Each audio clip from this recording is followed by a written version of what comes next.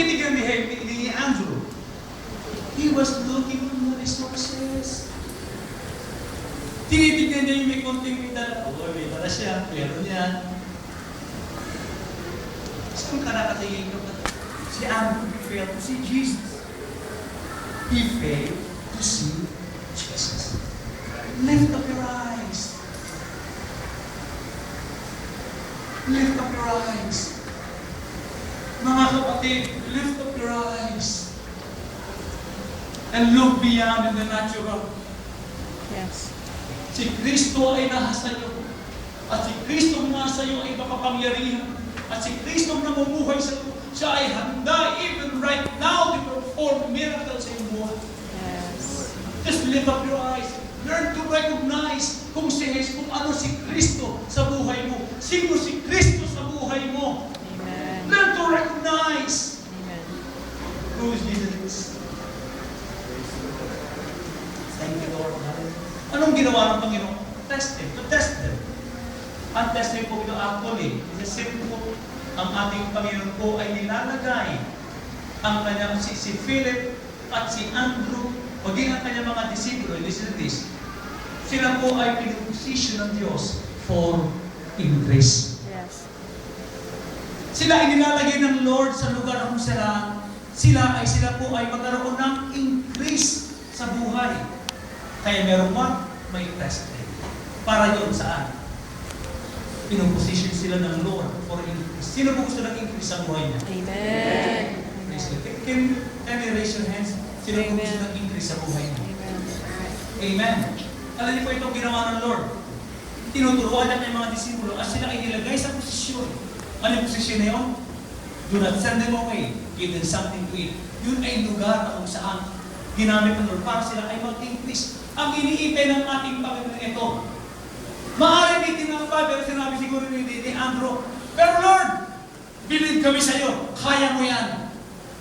Actually, tinitignan lamang ng Panginoon ay isang unang hakbang ng pananampalataya na kanyang makita na gagawin ng kanyang mga disipulo. Hindi kikilos ang Panginoon ng walang pananampalataya. Can you hear an amen? Amen. Without faith, you cannot what? Please God. Without faith, you cannot? Please God. Without faith, you cannot please God. Kaya pag hindi na tumatakbo, hindi na gumagana, at ang ating mga pananampalataya, hindi natin na-exercise, ang Diyos hindi na nalamalhati. Iniintay lamang ng Panginoon si Philip, si Andrew, na kung saan sabihin lang, Panginoon, pagamat wala rin itong tindahan, kaya mo yan. Naaalala namin, may ginawa kang himala. They failed to see Jesus. They failed to see Jesus. Mga kapatid, nakikita natin nagiging klaro ngayon kung ano ang dapat natin ginagawa sa mga panahon na tulad nito. Na kung saan simula na natin itaas ang ating mga mata at tignan natin si Kristo na kung saan ang pinagmumulan ng lahat-lahat sa atin. Amen. Amen. Si Jesus po ang katugunan. Jesus is the answer sa lahat ng ating katugunan. Yes. Amen. Si Jesus ang katugunan. Amen. Hallelujah. Ating po tumingin tayo kay Kristo Jesus sapagkat siya po ang siyang author at siya po ang perfecter ng ating faith, ang ating Panginoon si Kristo. Ano po ang ating mamamasdan at matuturan pa sa pangyayari ito? There is a lot here as 5 barley loaves and 2 small fish. Ang liit. But what are they among so many? Naalala ko po na kami po'y nasa Quezon at kami po'y nag-mission. Bumaba po kami ng mundo, galing sa may Baon, taas, and we walk 18 kilometers. Pagbaba po namin yung talagang papunta po. Kasi kami po noon ay wala po pong daanan. Ang daanan namin yung daanan ng Kalabaw. Kaya tinawag siyang Baon, dahil po pag lumakad at tag-ulan, lulubog ka. At ngayon po, pwede ka naman ng sasakyan. Yung ginawa na Brother Noel na kapatiro, kung ano, may sasakyan na. Yung talagang power ni Jesus yung sasakyan. Pumabalik ka po, pero during our time, nung pioneer po tayo, wala doon daan. Ang kalsada roon, yung daan ng Paragos. Paragos na tayo tawag doon. Yung hinahanap na karabaw. Ang daan lang doon, wala lang yung daan dahil mayroong daan ng Paragos. Yun ang daanan. Pagdating po namin doon sa may baba, at kami po ng dagat yun, kami po ay kakain na. At doon sa lamesa nakakain na. Apat po kami, na kami po ay puro gutom at malaki. At ang aking po pinta, kasi nakakover yung pagkain eh. Yung ulam po, nakakover, nakatakip, para wala namin. Akin pong tawag doon ay aking pininahan. Baga sa ano eh, pagkinalan ng mga beto-beto. Natanggalin yung over, sisilipin kung ano bang laman. Akin po sinilip na naman. Medyo malalim na po yung plato. Hindi ko pa nakikita, may walang sabaw.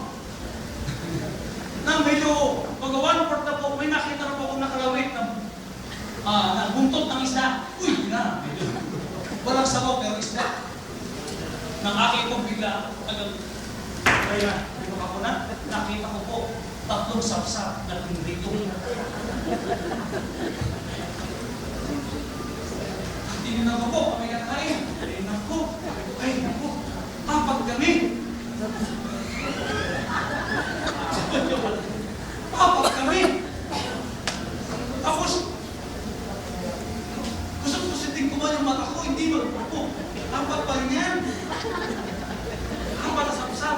Alam, magka-prito po, talagang prito-prito. Alam niyo ba yung pagsapsap? Yung laman po nakakabit sa ulo. Sabi ko, Panginoon, ano bang una kong kukurtin? Pag kinagat ko yung ulo, ano bang kakainin nila? Ako na yung ulo kaya. Nag-iisip na ako, pero ako po ay parang bagas ko. Wala ka lang mahabagan ko sa sarili ko doon. Gusto ko na magtanong, Lord, ito ba ang mission? Lord, yung nakagdami mo ng kilometro, 18 kilometers. Tapos, sapsap, rito pa, apat kami Lord, bakit yung sapsap? Kulang pa na isa. Talaga naman. Pero alam niyo po, with a grateful heart, praise God, meron asin.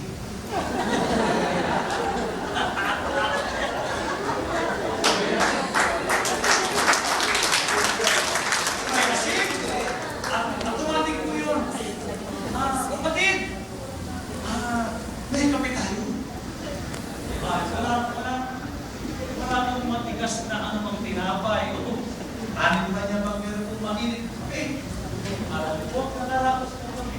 At hindi ko alam kung paano, pero one thing I know, yung sa sakpo, wala po makita sila.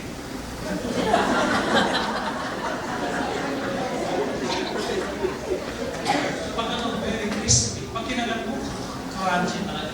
Pero kung gaano pa ako diinan, kapag yung pangalawang subo mo ng kanin, wala na po. Kaya medyo suwabi na ng dapat.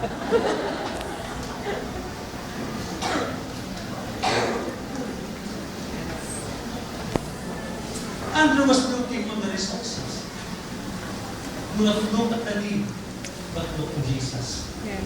Look to His grace.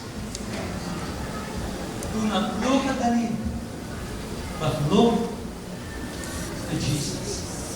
Look to His grace. Lord, salamat at grasya. You are more than enough. For Jesus said, for my grace is sufficient for you.